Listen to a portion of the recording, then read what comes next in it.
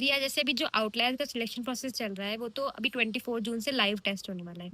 But अगर किसी को ये पता करना हो कि कैसे क्वेश्चंस आ रहे होते हैं, या फिर सिलेबस वेबसाइट पे ऑलरेडी आप जाके देख सकते हो outliers.com पर, बट अगर किसी को ये पता करना हो कि टेस्ट में क्वेश्चंस कैसे आ रहे होते हैं, क्या क्या चीजें पूछी सकते हैं, क्या क्या, अगर किसी को पुराने साल के टेस्ट देने हो तो वो कैसे दे सकता है? तो देखो, इस चीज के लिए तुम्हारा एकदम वो पूरा बोलते हैं ना इंतजाम कर दिया गया है, ताकि तुम्हें कोई प्रॉब्लम ना हो।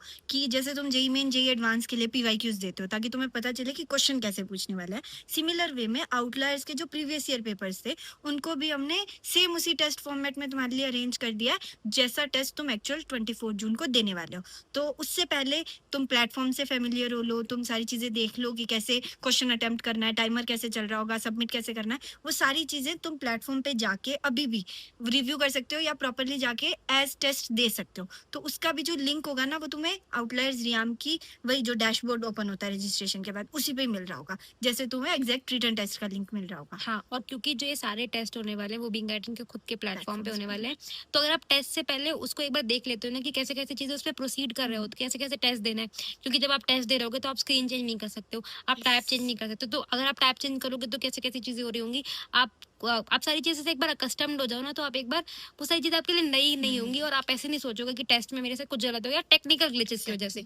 तो आप ज्यादा परेशान नहीं हो, इसके लिए हमने आपको 3 टेस्ट दिए हुए हैं, आउटलायर की वेबसाइट पे ही है, डिस्क्रिप्शन में भी आपको लिंक मिल जाएगी, तो आप जाके देख सकते हो, दे सकते हो टेस्ट। एंड मैं ये कहूंगी कि प्रॉपर सिलेबस के प्रॉपरली आप उसको देखोगे टेस्ट वाले सेंस में, क्योंकि ऑलवेज हमारे लिए जब टेस्ट हम दे रहे होते हैं तो वो बेटर ही होता है एज कम्पेयर टू अगर हम क्वेश्चंस देख रहे हैं, सॉल्व नहीं कर रहे हैं। तो आप सिर्फ उसके लिए नहीं देखो कि आप सिर्फ प्लेटफॉर्म से गो थ्रू करने के लिए नहीं देखो, आप टेस्ट के फॉर्मेट में और दोस्तों आप उसको प्रॉपर। प्रैक्टिस के लिए यूज करो, क्योंकि तुम्हारे साथ जो सिलेबस है वो बहुत पहले से शेयर्ड है।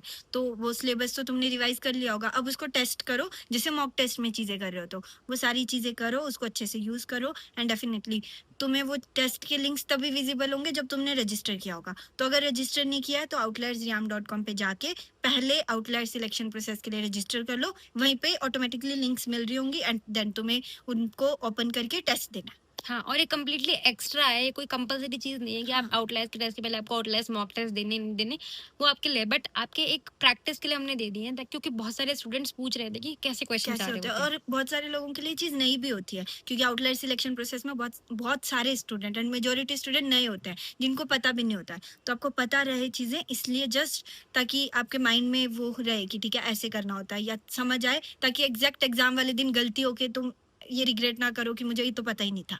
इसलिए ठीक है, जाके टेस्ट दे दो। All the best.